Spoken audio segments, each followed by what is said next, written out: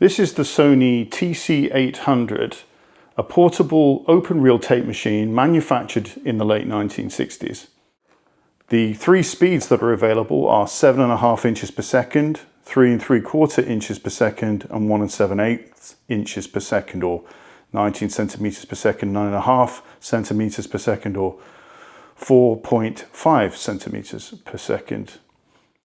So what is the application for this? Well, the case really is the clue. And I think this machine, it's not designed for field recordists, because if you were a field recordist, you'd have something like one of these, you know, a Nagra, which would be a very professional machine, ideal for field recording and film work. But this would be perfectly okay for journalists or researchers in the field, people who wanted to get good quality interviews. It also has some other interesting qualities and characteristics that I like. It's a servo-controlled motor, so it's very precise timing control, and it also allows you to connect up a remote, which allows you to change the speed in real time, and you can have some fun doing that. So let's get this out of the case and hook this up and listen to some examples and what this machine can do. I've recorded some music from the YouTube library at 9.5 centimeters per second. So let's hear what the unit sounds like through the speaker. I've got my Zoom H8 recording that. And then after that, we'll do some direct hookup recordings to see what the sound is like coming back off the tape.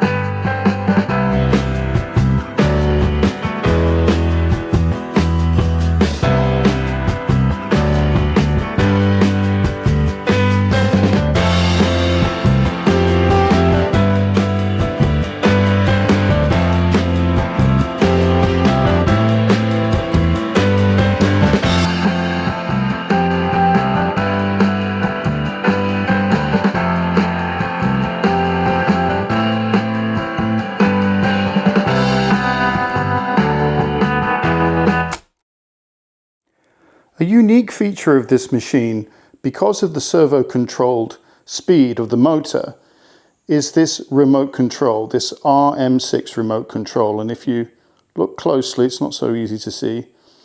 It is really a dial and a button. And the dial allows you to switch from normal speed, which would be unaffected, and then you have a speed control, and you can speed it up from the speed setting that it's currently at, and you can take it down to a slower speed. So you have full pitch and speed control over the tape machine. And you also have a kind of a pause button. If I press that, then I'm going to really stop the motor completely. And here's the connection for that. And you can see it's the same kind of connection that you'll get for the microphone. The microphone also has a forward and stop control, which is very common on microphones used with these kind of machines. And this is a cardioid dynamic, and this would be quite useful for field recording or doing interviews particularly, so you can get quite close to the voice. So this is really where the connections are made, and they're sort of color coded to sort of make it a little bit easier. So this is for microphone, this is for remote, this is for speed control, and this is for auxiliary input. So if I wanted to connect the microphone, for example, I would just connect it this way. However, if I want to connect the speed control, they both share this remote connection here, and then there is the connection there for speed itself. So it would go in like so. So that means, of course, you can't use the microphone and this controller at the same time. Over here you've got a simple switch here. This is the monitor out, and this switch is dual purpose, so you can use the speaker to monitor the input when you're recording. So when you press the record button there, you'll hear what's coming in. And also you can use this switch here for the VU meter as well, which will show you the monitoring level for recordings or the battery level when you've got batteries in there. Or when it's connected to the AC as it is now, then it'll show you a full charge. So I have another song queued up here from the YouTube audio library, but this time we're going to use the remote control to demonstrate the different speed control. And I did this recording at 9.5 centimeters per second to show you the different level of speed rate control that you can have when you switch between the different speeds. So choosing the middle speed seemed like a good idea. So let's press play, and then we're in normal mode at the moment right now, so speed control's effectively off.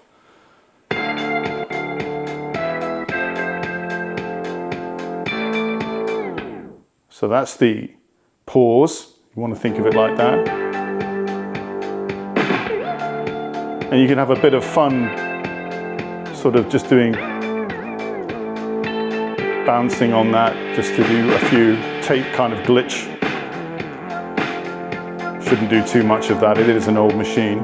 Now if I turn on the speed control, you'll see that it'll immediately jump to a faster speed because I have to go left with the speed control here. So it's gone a little bit faster.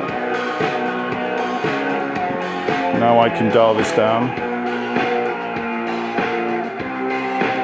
That's as slow as it goes. There's a little bit of lag. Getting faster again.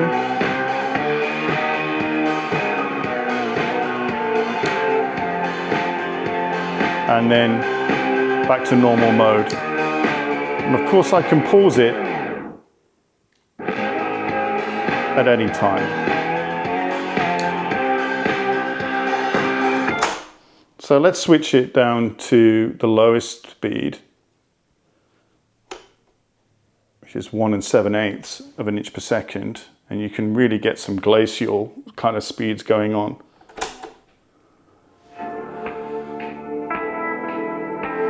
We're now into really slow vaporwave here.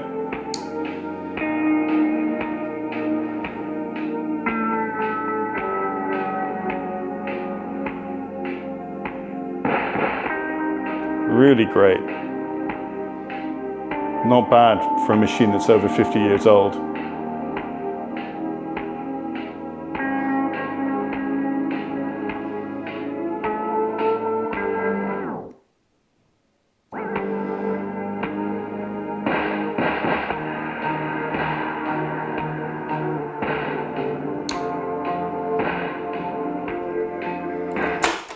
And just to complete the set, we'll go to the highest speed.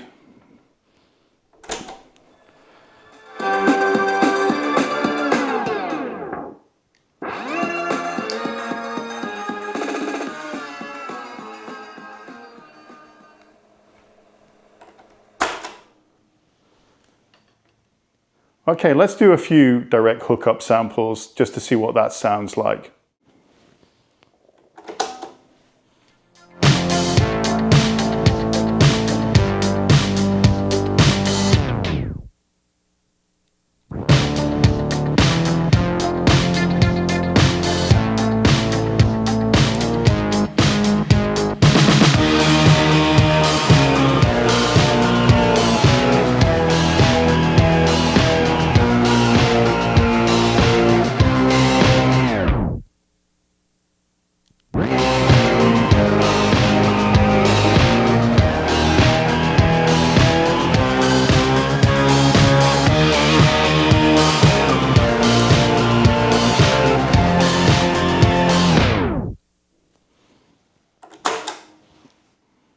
Well, I've connected the microphone up, so let's just give that a little try. So I've got it on auto mode here. So we're going to press record and play. And you see here I've got the stop button on. And hello, this should be my voice recording onto the tape. Hopefully this is working. Hello, hello, hello.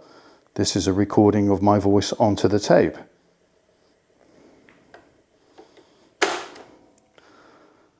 So let's rewind that and see what we got. And hello, this should be my voice recording onto the tape. Hopefully this is working. Hello, hello, hello. This is a recording of my voice onto the tape. Pretty good. Okay, so to finish this off, I think it would be really nice just to play a little bit more music.